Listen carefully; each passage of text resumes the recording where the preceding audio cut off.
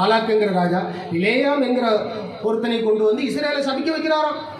அவருக்கு வாயிலிருந்து சாபம் வரும்னு பார்க்குறாங்க. ஆனால் ஆண்டவர் அவருக்குள்ளாடி இறங்கி ஆசீர்வாதமாக சொல்லிட்டு போயிட்டு இருந்தாராம். அது நல்ல ஒரு அருமையான பகுதி. அது ஆசீர்வாதமாக சொல்கிறாராம். என்ன ஆசீர்வாதம் சொல்கிறாரு? இஸ்ரவேலே, யாக்கோவே, பாருங்க, யாக்கோவே உன் கூடாரங்களும் இஸ்ரவேலே உன் வாசஸ்தலங்களும். எவ்வளோ அழகாகவே, யாக்கோவே நீ தங்கியிருக்கிற வீடு எவ்வளோ அழகாக இருக்குடா அப்படின்னு சபிக்க வந்தவர் மேலே இருந்து இப்படி சொல்கிறாரு. அவருக்கே தெரியல, தேவன் சபிக்காதவனை நான் சபிப்பதப்படி என்ன கர்த்தர் அப்புறம் சொல்கிறார், இஸ்ரவேலை ஆசீர்வதிப்பதே கர்த்தருக்கு பிரியம், உங்களை ஆசீர்வதிக்க விரும்புகிறார். பாருங்க, அந்த ஆசீர்வாதத்தை பாருங்க, எவ்வளோ நல்ல ஆண்டவர் அந்த ஆசீர்வாதத்தை சொல்கிறாரு பாருங்க. அவைகள், அந்த 6வது வசனம் பாருங்க, அவைகள் பரவி போகிற ஆறுகளை போலவும். அப்படின்னா அந்த ஆசீர்வாதம் பரவும். பார்த்தீங்களா, பரவுறது எப்படி பரவுது? ஆறு வந்து வெட்டாந்தரையில் ஆறு ஓடுதுன்னா அந்த தண்ணி வர வர என்ன பண்ணுவோம், அது வந்து பரவும். கர்த்தர் எவ்வளோ அழகாக அந்த ஆசீர்வாதத்தை தெளிவாக எடுத்து சொல்கிறாரு பாருங்க. அவைகள் பரவி போகிற ஆறுகளைப் போலவும் நதியோரத்தில் உள்ள தோட்டங்களைப் போலவும். நதியோரத்தில் இருக்கிற தோட்டம் எப்படி இருக்கும்? செழிப்பாக இருக்கும், நல்ல பச்சை பச்சைன்னு இருக்கும், அழகாக இருக்கும். அதுக்கப்புறம் கர்த்தர் நாட்டின சந்தன மரம் ஏற்கனவே செம்ம ரேட்டு. அதுவும் கர்த்தர் நாட்டின சந்தன மரம் இருக்குது, அது ரொம்ப மனமாக இருக்கும், அதில் டேமேஜாக இருக்கும், அது காஸ்ட்லியாக இருக்கும். காஸ்ட்லியாக இருக்கும். இவன் நிறைய கர்த்தர் இல்லாமல் வேறு தெய்வம் இல்லை என்பதை பார்த்தீங்களா? அந்த இஸ்ரவேலுக்கு ஆண்டவர் சொல்கிற அந்த ஆசீர்வாதங்களை பாருங்கள். கர்த்தர் நாட்டின சந்தன மரங்களைப் போலவும் தண்ணீர் அருகே உள்ள கேதுரு விருட்சங்களைப் போலவும் இருக்கிறது. அவர்களுடைய நீர்ப்பாய்ச்சிகளிலிருந்து தண்ணீர் பாயும்.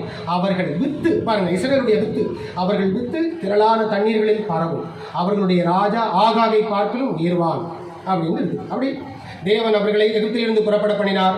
காண்டா மிருகத்துக்கு ஒத்த பலன் அவர்களுக்கு உண்டு.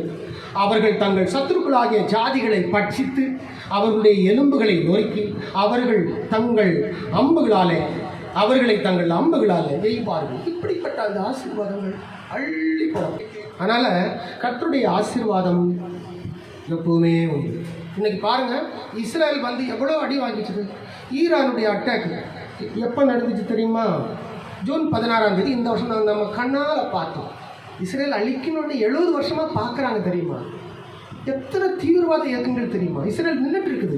ஒரு சைடு கரிஞ்சுது இஸ்ரேலுக்கு அந்த டெல் அவீவ், அப்புறம் இந்த ஹைஃபா நகரங்கள். இப்போ ஈரான் அனுப்பிவிட்ட அந்த ஃபயர் அட்டாக்னு சொல்லுவாங்க, மிசைல்.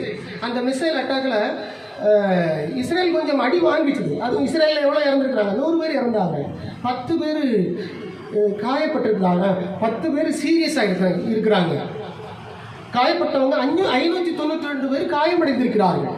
அந்த டெல் அவீவ் நகரம், அதுக்கப்புறம் ஹைஃபா நகரங்கள் வந்து என்ன செய்கிறது, கொஞ்சம் டேமேஜ் ஆகிடுச்சு. ஆனால் இஸ்ரேலில் அழிக்க முடியல. இன்றைக்கு வரைக்கும் காசாவில் நடந்த யுத்தத்திலிருந்து இஸ்ரேலில் மறித்தவர்கள் 887 சோல்ஜர், 887 இராணுவ வீரர்கள் இறந்திருக்கிறார்கள். இதெல்லாம் தாங்கி ஒரு குட்டி நாடு அங்கே நின்றுட்டு இருக்குது. எந்த நாடு இப்படி அடி வாங்கிட்டு மறுபடியும் அங்கே நிற்கும்? தாங்க முடியுமா? இப்போ அடுத்து நீ ரஷ்யாவை இஸ்ரேல் சந்திக்க இருக்கிறது. கர்த்தர் அவங்களுக்கு விடுதலை கொடுக்குறாரு. கர்த்தரை இஸ்ரேல் நிற்க வைப்பா. அத்திமரம் துளிர் விடும். இருக்க தரிசனம் அப்படி இல்லை இருக்குது பாருங்க. அத்திமரம் துளிர் விடுறதை நீங்கள் காணும்போது லூக்கா எழுதின சுவிசேஷம் 21:29 அது இருக்கிறது.